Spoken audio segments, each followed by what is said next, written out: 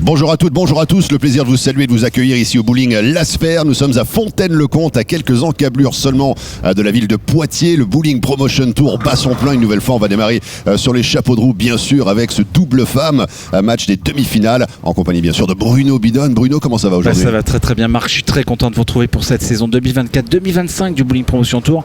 Et ce matin, c'est les doubles femmes qui commencent. Et on va avoir des rencontres assez intéressantes. Assez intéressante, le public est prêt, les joueuses sont prêtes, Bruno Bidon est prêt, et vous, est-ce que vous êtes prêts?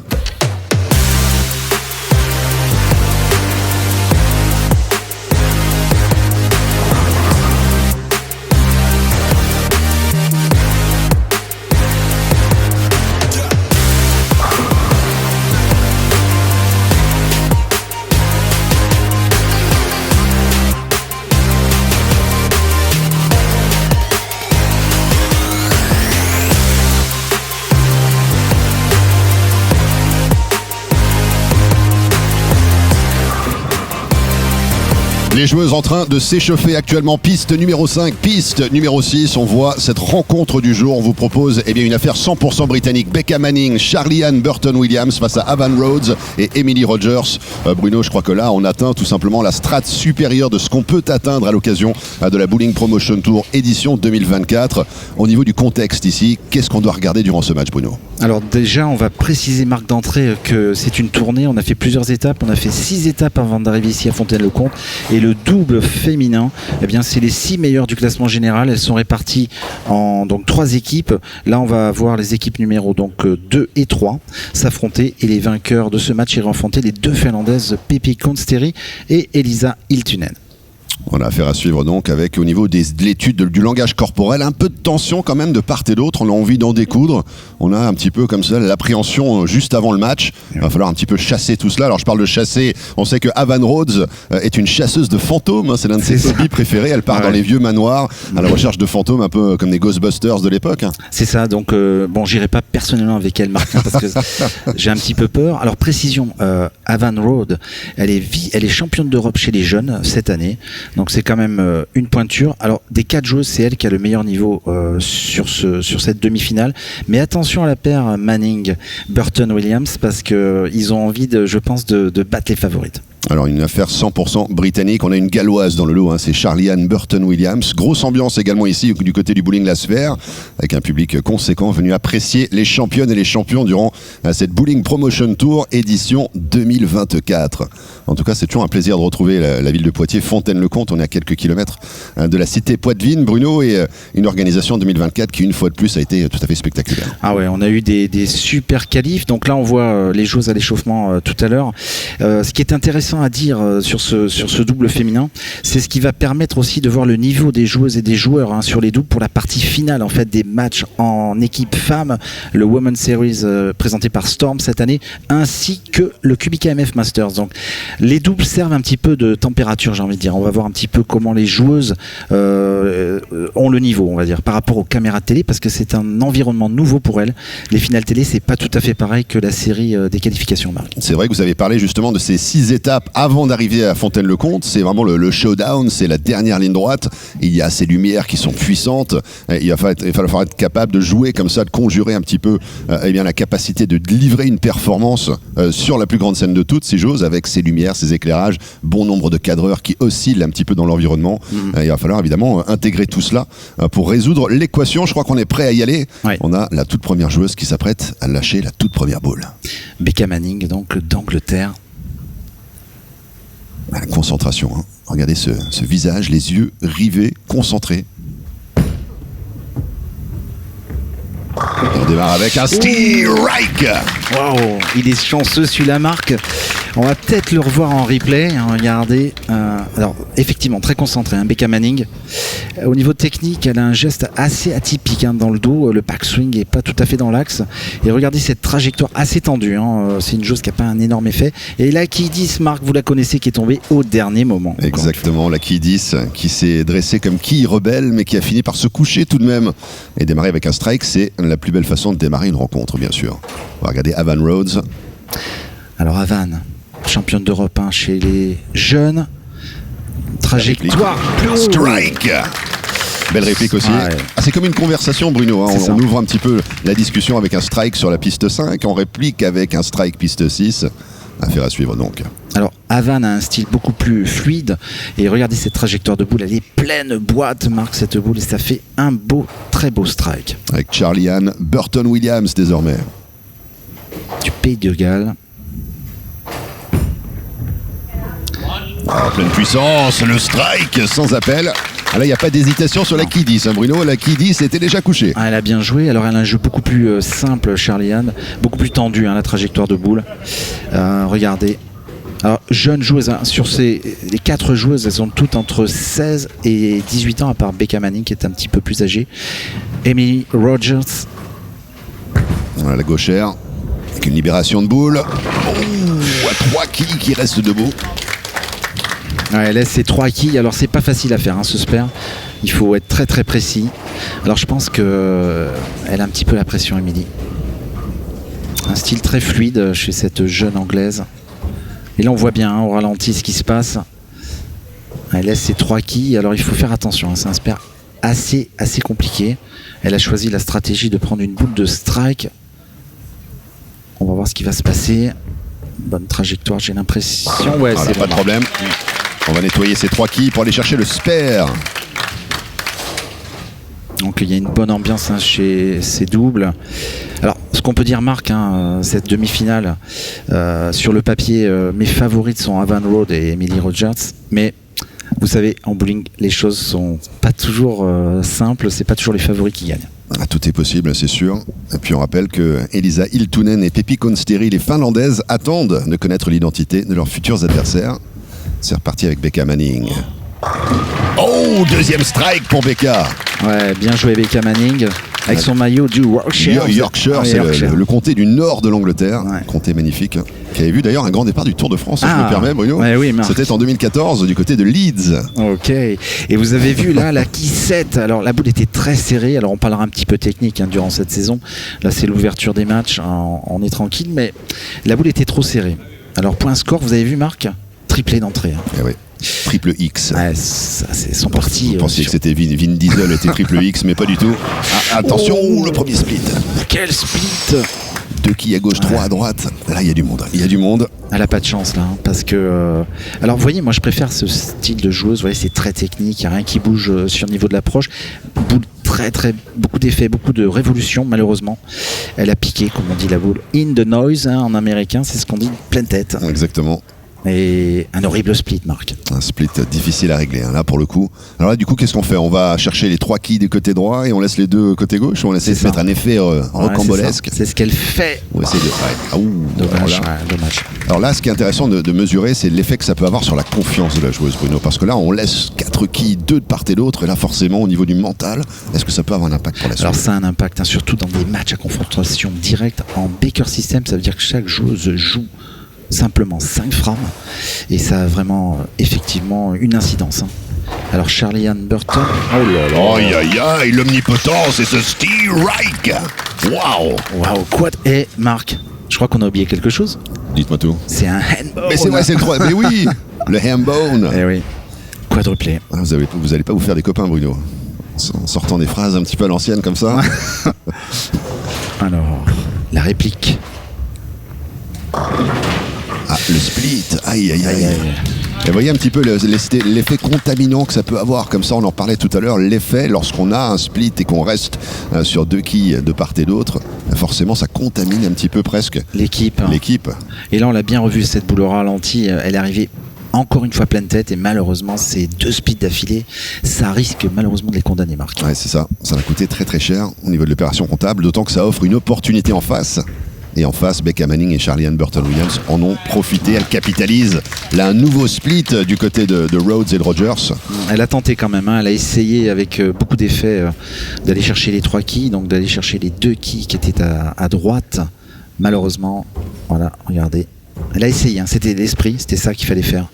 Malheureusement, il en reste 2 et 2 open d'affilée face à 4 strikes, c'est quasiment joué. Regardez le score, le déficit. Ouais, c'est impressionnant, hein. 90 pour Becca et Charlie-Anne. Et 49 seulement pour Havane et Emily. Attention, peut-être le 5e. Non. pas cette fois-ci. 3-6-10. On la voit souvent cette figure, le 3-6-10. Une belle diagonale. Ouais. Elle a eu un petit souci sur l'approche, j'ai vu. Elle n'a pas été en équilibre. Ouais, j'ai vu son pied là. Et ça, bien sûr, quand vous n'êtes pas en équilibre au bowling, eh bien, vous ne pouvez pas être précis. Mais bon, ils sont 4 strikes, un spare à suivre. Plus de 40 quilles d'avance, je pense. Elles sont quasiment en finale. Elles sont à l'abri. Hein. Ouais, je pense. C'est vrai qu'elles vont avoir fort à faire tout à l'heure aussi face aux Finlandaises. Alors je dis tout à l'heure, c'est façon de parler dans une prochaine émission. Mais en tout cas, elles rattrapent avec ce spare. Bien joué le spare. On va faire un petit point score après Marc. Je pense que ouais, il y a au moins 50 quilles. Alors ça fait 2 fois qu'elle bloque, j'ai vu au ralenti. Il y a peut-être un souci sur l'approche. Ça bloque un peu. Et le spare est là. Ah oui, le score, regardez Marc, 117 à 49, c'est un fossé. Ouais, c'est plus qu'un fossé, une sorte d'abîme qui sépare les deux formations. Et là, comment faire pour remonter la pente? Eh bien, on reprend dès le début, on commence par le commencement. Il faut revenir, remonter, tenter de remonter avec pas de strike. Non, malheureusement. Même figure qu'à côté, 3-6-10. Elle joue peut-être abattue un petit peu déjà. C'est vrai qu'il y a des morceaux de match comme ça, des segments qui sont déterminants. Mais c'est vrai que quand on passe à côté, c'est très difficile de se remobiliser derrière. C'est clair. Mais bon, ouais, c'est une belle expérience de toute façon pour ces joueuses. Bien sûr. Et comme quoi, les favorites, Marc, c'était mes favorites. Elles sont en train de passer à la trappe. Mais vous voyez, vous l'avez précisé en guise d'introduction. Il faut toujours se méfier au bowling parce que tout est possible. Tout est possible, regardez. Oui, il est même possible d'en laisser 2 comme ça, malheureusement. Alors une première open de Haven Road, je pense, à part le split. Parce que sur un spare classique comme ça, ce n'est pas un split. Normalement, on ne fait pas de trou à ce niveau-là. Et là, oui, elles y sont plus, je pense déjà. Petit score, regardez, 57 à la 5, Marc. Face à 117. Ça souligne aussi l'importance du mental, Bruno, lorsque le match est évolutif comme ça dans le temps. Il faut rester mobilisé, concentré. Une quille qui reste dressée au bout pour Charlie-Anne Burton-Williams. La quille 2, donc c'est un classique aussi. La boule est un petit peu fine. Alors Charlie-Anne, qui est venu avec son frère cette tournée. Shane Burton-Williams, malheureusement, il est passé un petit peu à côté. C'est un très bon jeune joueur du Pays de Galles. Et c'est sa sœur qui est en finale. Télé. Il y a beaucoup de familles qui sont venues accompagner bien sûr leurs enfants notamment. Oui. Les parents qui traînent ici au bowling également. Voilà, le spare est assuré. Parce que ce sont des très jeunes joueurs cette année. Bien sûr. Donc on n'a pas eu de... On a beaucoup, c'est beaucoup de jeunes joueurs et ça c'est bien pour le bowling, pour le futur.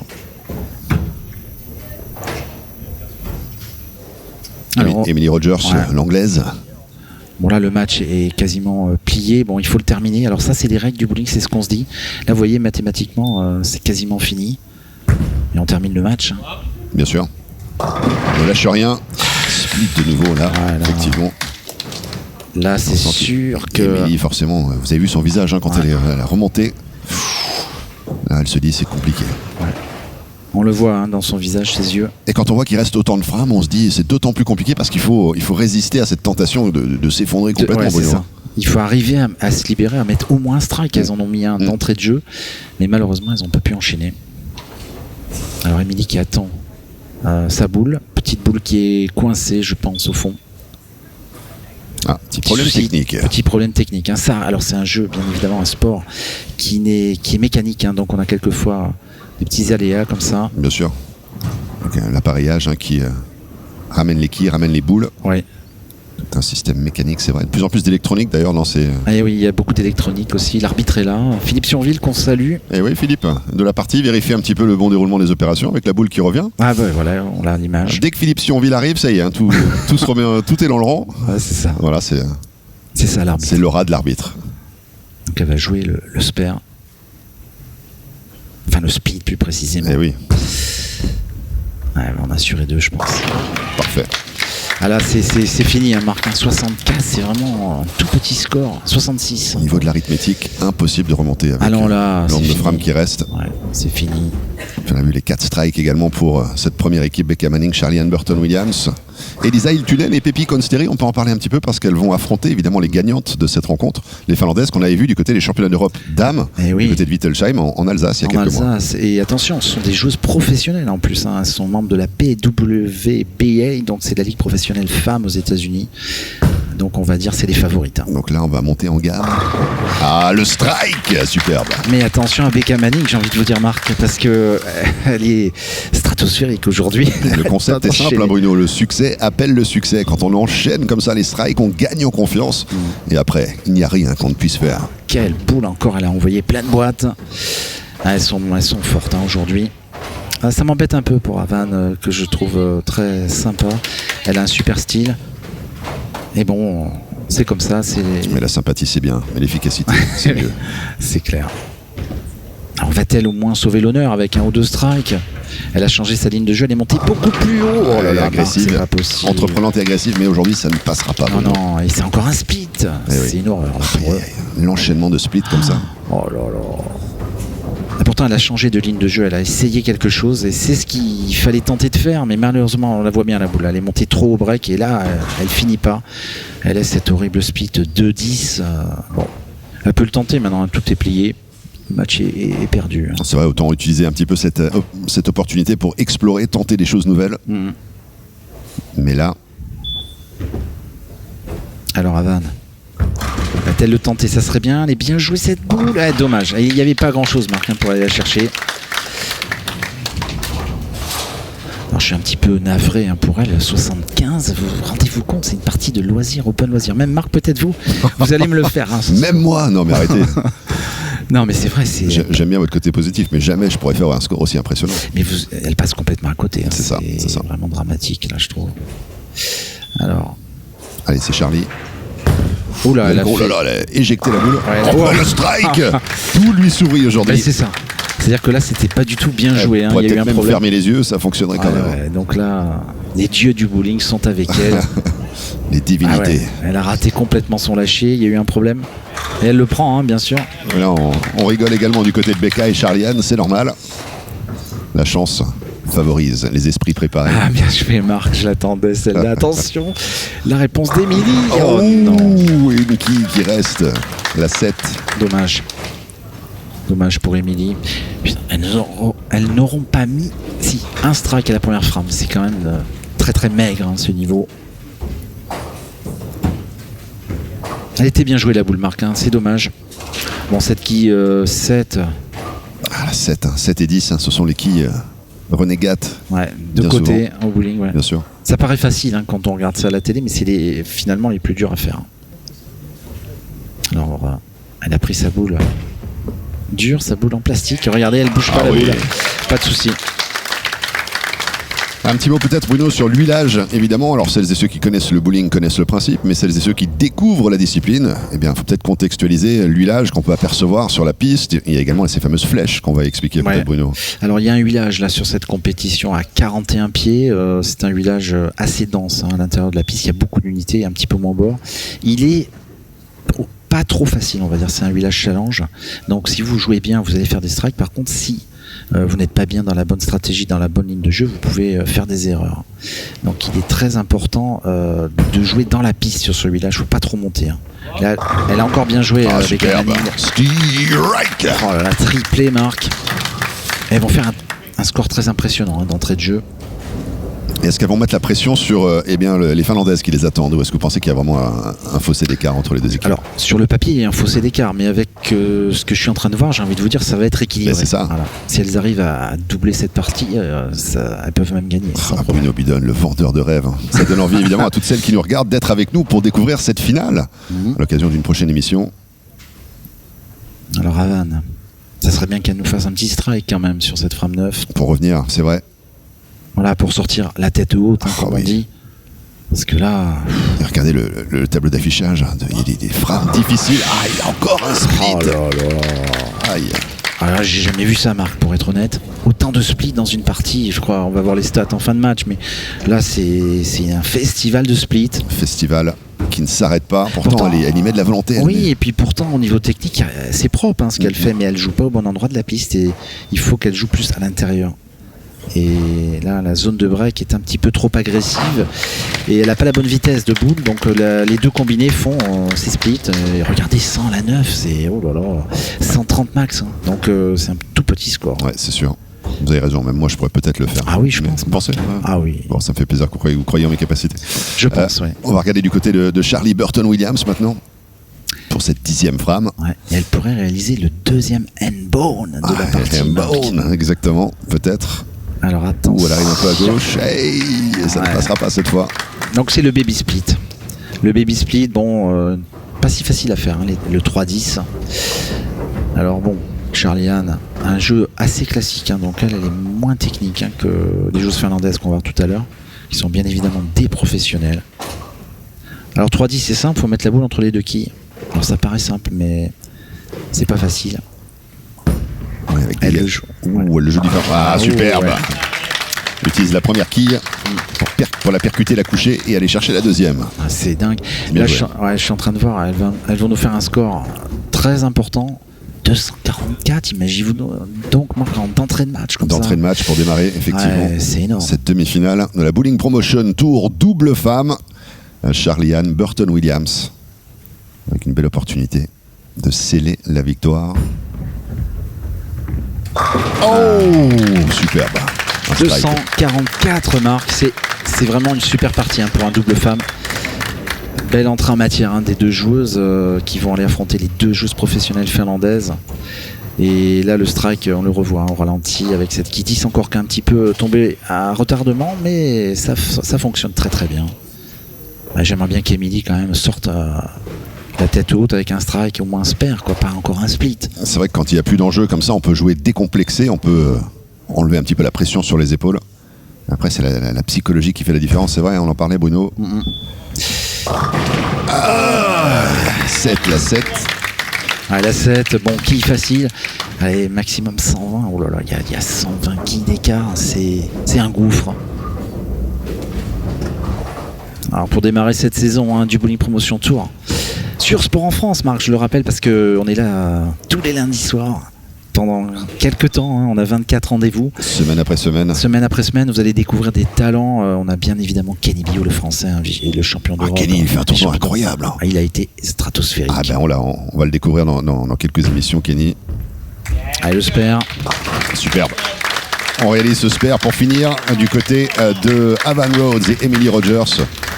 Et on se fait quelques checks hein, pour se congratuler, mais c'est vrai que compliqué pour Rhodes et Rogers.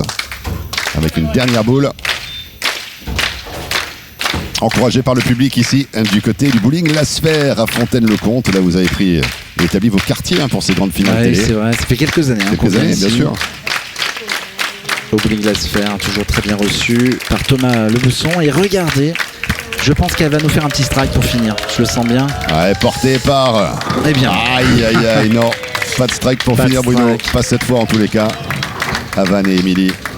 Une rencontre compliquée avec ce split hein, qui a finalement contaminé tout le collectif et elles n'ont pas réussi à ressortir, à remonter la pente. Elles n'ont pas réussi. Hein. En tout cas, quelle démonstration pour Becca Manning et Charlie-Anne Burton-Williams qu'on retrouvera face à Elisa Hiltunen et Pepi Konsteri dans la grande finale du Bowling Promotion Tour double femme. Ça sera la prochaine rencontre à suivre, Bruno. À suivre, ouais. En tout cas, il y a eu des points de passage déterminants dans cette rencontre, sans aucun doute. On revoit donc les stats de cette rencontre. Bon, regardez... Il n'y a que des zéros, donc c'est des open. Ça a été vraiment un match en sens unique, hein, 244 à 116. Donc la paire Manning, Burton-Williams va aller affronter Pepi Konsteri et Elisa Hiltunen dans la prochaine rencontre. Alors on va sûrement voir les stats du match maintenant. Ouais, le score était vraiment sans appel. Alors les statistiques, regardez. Alors bon, il n'y a rien à dire, hein. 8 strikes pour la paire Manning Burton-Williams face à seulement 1. Donc c'était vraiment un match à contresens. 3 au spare, oui. 3 au spare et 0 open. Aux côtés d'Avan, évidemment, on va en savoir davantage sur ce qui s'est passé durant cette rencontre avec là aussi un point tournant, puisqu'il y a eu un moment où il y a eu un split et impossible de remonter la pente. Evan, I'm going to ask you again the question. During the match, at some point, there was a split out there, and from that split onwards, it was impossible to find the strike yet again. Yeah, and every shot I enjoyed and I liked, and I thought, all right, that's a good shot, but they just didn't react the way I wanted them to. Avan nous dit effectivement, je ne sais pas ce qui s'est passé réellement, j'ai essayé voilà, sur plusieurs boules, j'arrivais pas à trouver le strike, les quilles ne réagissaient pas comme je l'aurais souhaité, et la boule non plus, je ne sais pas ce qui s'est passé. Thank you so much. Aux côtés de Becca Manning, qui vient de Barnsley, dans le comté nord de l'Angleterre. On va aller prendre la température du côté de Becca parce que tout s'est bien déroulé. Un score incroyable, 244 points. Becca, what a performance it was. 244 points altogether. Everything you guys were doing just became gold right away. Give us a sense of how you're feeling now, building the confidence up for the final. Yeah, so I feel really good. Me and Charlie, we're a good doubles pair. We're just supporting each other throughout it and yeah, just making good shots and having fun. That's the main thing. Voilà, Becca nous dit, on passe un très bon moment, je fais un superbe double avec Charlie-Anne et on s'amuse quand on est sur la piste. Et c'est peut-être le principal finalement, d'avoir la capacité de s'amuser en allant chercher ces résultats. There's still one match that lies ahead up against the Finlands, the Flying Finns, Europe's finest. How are you guys going to tackle the final? Just keep doing what we're doing. Focus, have fun and bowl. On va se concentrer, on va s'amuser et on va jouer au bowling. Voilà un petit peu l'état d'esprit qui règne du côté de Becca et de Charlie-Anne. Thank you so much, merci beaucoup. On va retrouver Becca et Charlie-Anne à l'occasion de la prochaine rencontre face aux Finlandaises en ce qui concerne évidemment la super finale de cette Bowling Promotion Tour double dame. Bruno, vous y serez la prochaine fois? Mais bien sûr, Marc, j'y serai et je serai très content de vous retrouver pour cette rencontre. À très très vite. À très bientôt sur Sport en France.